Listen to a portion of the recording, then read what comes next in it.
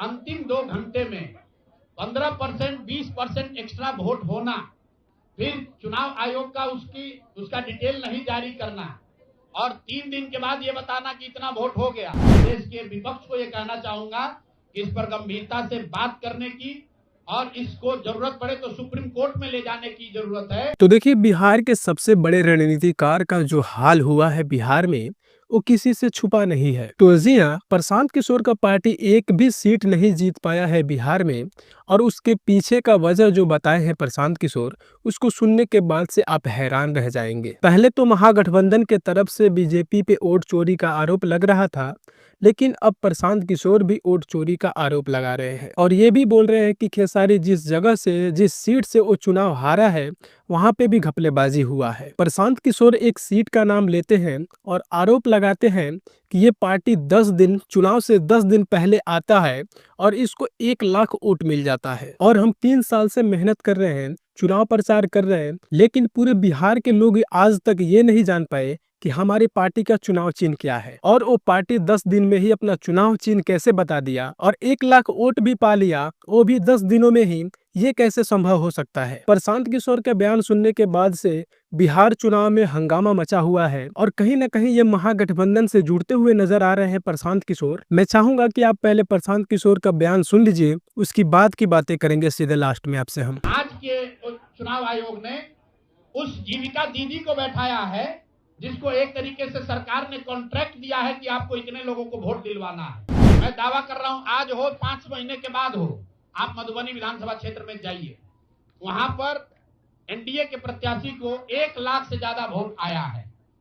NDA को vote मिला, 10,000 रुपए के लिए मिला, नहीं मिला छोड़िए, हम इस बात से दंग हैं कि मधुबनी में कितने लोग ऐसे हैं वोटर जो कि उपेंद्र कुशवाहा जी के पार्टी का सिंबल भी जानते हैं। आप सैंपल के तौर पर कोई 5 कंस्टिट्यूंसी उठा लीजिए और जहां पर भाजपा और जदयू के उम्मीदवार नहीं लड़ रहे थे, वो दल लड़ रहे थे जिनका कोई सिंबल भी नहीं जानता है, नाम भी नहीं जानता है, उसको 1 लाख, 1.25 लाख वोट कैसे आया है?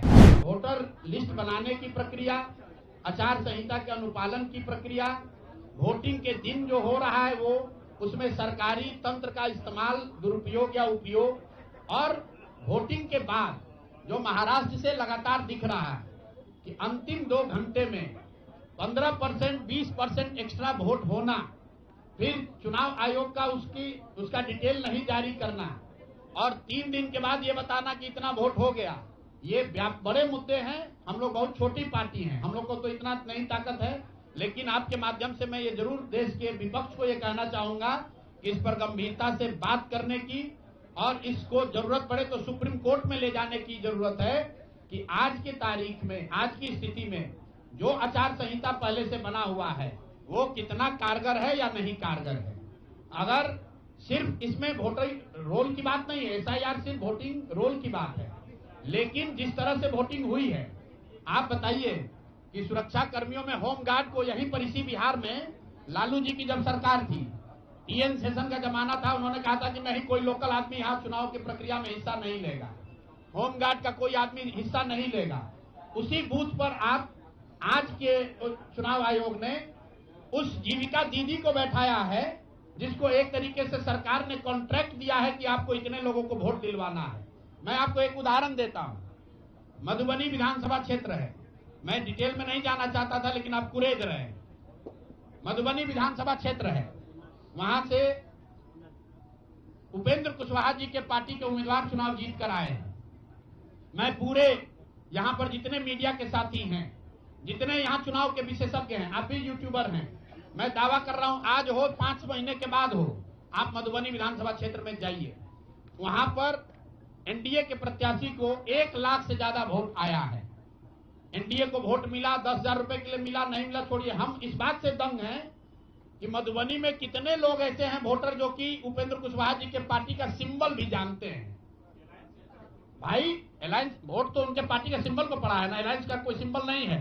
तो आखिर रातों रात पूरे मधुबनी क्षेत्र में, और क्या हुआ मैं नहीं कह रहा हूं, मैं आपको और आपके जरिए पूरे देश के लोगों को यह बताना चाहता हूं कि जो भी लोग सर्वे, सेफोलॉजी, पत्रकारिता, राजनीति में इंटरेस्ट रखते हैं, आप सैंपल के तौर पर कोई 5 कंस्टिट्यूंसी उठा लीजिए और जहां पर भाजपा और जदयू के उम्मीदवार नहीं लड़ रहे थे, वो दल लड़ रहे थे जिनका कोई सिंबल भी नहीं जानता है, नाम भी नहीं जानता है, उसको 1 लाख 1.25 लाख वोट कैसे आया है? हमारे पास कोई प्रमाण नहीं है कि वो वोट कैसे आया, लेकिन राजनीतिक सामाजिक क्षेत्र में जुड़े होने के नाते ये आश्चर्य का विषय है कि जिस मधुबनी क्षेत्र में लोग ये नहीं जानते हैं कि कौन सा प्रत्याशी लड़ रहा है, कौन सा पार्टी लड़ रही है, उस पार्टी का सिंबल क्या है, उसको 1.25 लाख वोट आया है। और जो लोग वहां जीवन भर राजनीति कर रहे हैं उनको वोट नहीं आया। संभव है कि उनको इतना समर्थन है, लेकिन मेरा आपसे आग्रह ये, भाई देखो 1 मिनट रुक जाइए, आपका सवाल 10 ले चुके हैं, और भी तो लोग हैं, आपका एक और ले लेंगे, आप शांति से बैठिए, ऐसा मत घबराइए, हम यहाँ बैठे हुए हैं। और मेरा आपसे अनुरोध है, मैं कोई आरोप नहीं लगा रहा हूं, लेकिन मधुबनी जैसे 5 सीट का मैं आपको हवाला देना चाहता हूं, जहां पर चुनाव के 12 दिन 15 दिन पहले यह तय हुआ कि कौन पार्टी चुनाव लड़ेगी। उस पार्टी का नाम कोई नहीं जानता है, उसका सिंबल कोई नहीं जानता है, और 1,20,000 वोट अगर किसी विधानसभा में आ रहा है, इसका मतलब है कि हर घर से 2 से 3 वोट आया है। आपको आंधी दिखनी चाहिए वहां पर। ये मतलब विधानसभा के स्तर पर 1,20,000 वोट लाना साधारण बात नहीं है। 1,20,000 वोट आया है, कैसे आया है?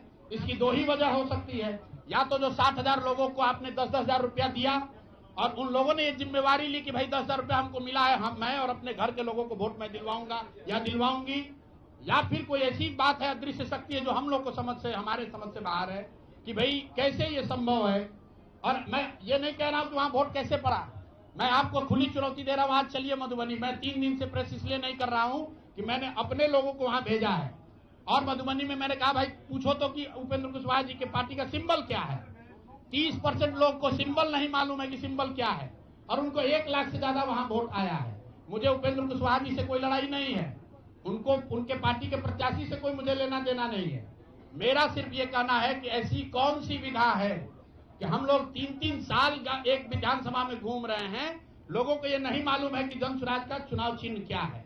और ये लोग 10 दिन चुनाव के पहले आए, उस पार्टी का नाम मधुबनी शहर में लोग नहीं जानते हैं, उस पार्टी का सिंबल घर घर पहुंच गया और उसको 1,20,000 लोगों ने वोट दे दिया। तो मेरे भाई, ये बहुत बड़ी चुनाव की विधा है।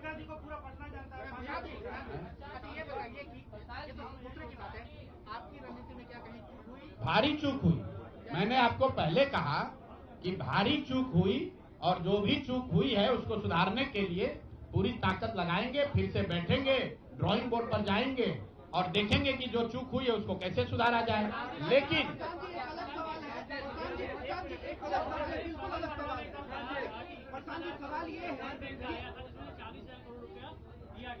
नहीं, जो टोटल पैसा सरकार ने अनाउंस किया है सितंबर अक्टूबर में, अगस्त और सितंबर को अगर आप जोड़ लेंगे तो कुल 18 योजनाओं की सरकार ने घोषणा की है, उसमें कोई गलती नहीं है।